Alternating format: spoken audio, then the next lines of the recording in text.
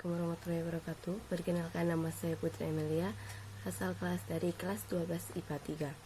Di sini saya akan menjelaskan tentang proses fotosintesis pada reaksi gelap dan terang. Fotosintesis merupakan proses penyusunan atau pembentukan senyawa kompleks organik dari senyawa sederhana anorganik dengan menggunakan energi cahaya.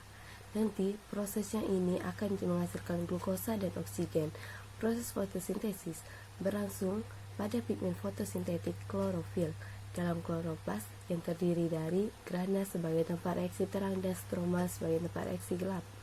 Dalam fotosintesis dihasilkan glukosa yang disimpan dalam bentuk amilum, karbohidrat, dan dilepaskan oksigen. Untuk bisa melakukan fotosintesis diperlukan karbon dioksida CO2 diambil dari udara melalui stoma dan air H2O. Diambil dari tanah oleh akar kemudian lewat silem yang didistribusikan ke daun. Selain glukosa, proses fotosintesis juga menghasilkan oksigen O2 yang kita perlukan tiap hari untuk bernapas. Cahaya menjadi faktor penting dalam proses berlangsungnya fotosintesis. Sementara fotosintesis merupakan proses yang menjadi kunci dapat berlangsungnya proses metabolisme yang lain di dalam tanaman. Hal ini hasil fotosintesis berupa amilum di daun yang kemudian ditransportasikan tentu untuk menyediakan makanan bagi seluruh kehidupan di bumi baik secara langsung atau tidak langsung.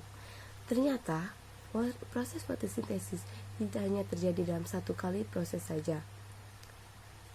Fotosintesis memiliki dua langkah untuk menghasilkan produk fotosintesis. Yang pertama adalah reaksi terang dan yang kedua reaksi gelap. Reaksi terang terjadi pada grana granum, sedangkan reaksi gelap terjadi dalam stroma. Dalam reaksi terang terjadi konversi energi cahaya menjadi energi kimia dan menghasilkan oksigen O2. Dalam reaksi terang, klorofil yang ada dalam daun akan menangkap cahaya matahari. Ingat, cahaya menjadi unsur penting di fotosintesis. Jika tidak ada cahaya, tidak akan terjadi proses ini. Energi yang ditangkap klorofil tersebut akan digunakan untuk memecahkan molekul air di dalam tumbuhan.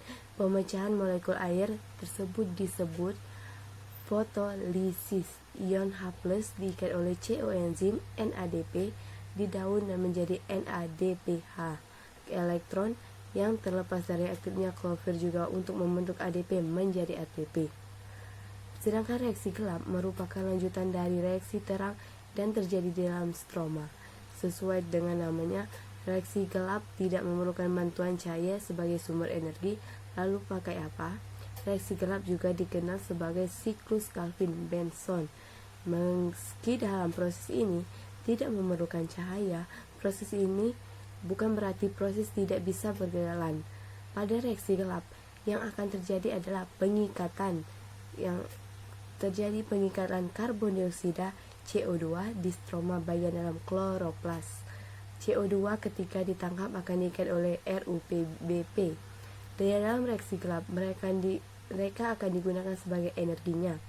Nah, dari pengikat CO2 terbentuk senyawa yang disebut fosfoglycerate acid PGA.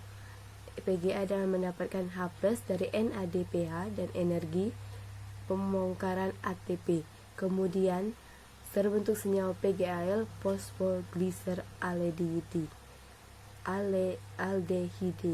PGAL digunakan untuk membentuk glukosa dalam sintesa dan PGAL juga membentuk RuPB. Kembali supaya bisa mengikat CO2, kembali yang dikenalkan dengan regenerasi. Di dalam reaksi gelap terjadi 4 tahap.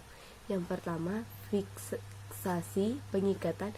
Yang kedua, reduksi pengurangan. Ketiga, regenerasi pembentukan kembali. 4, sintesa pembentukan. Baiklah, ini saja yang dapat saya sampaikan. Lebih dan kurang saya mohon maaf. Kepada Allah saya mohon ampun. Wabillahi taufiq wal hidayah. Wassalamualaikum warahmatullahi wabarakatuh.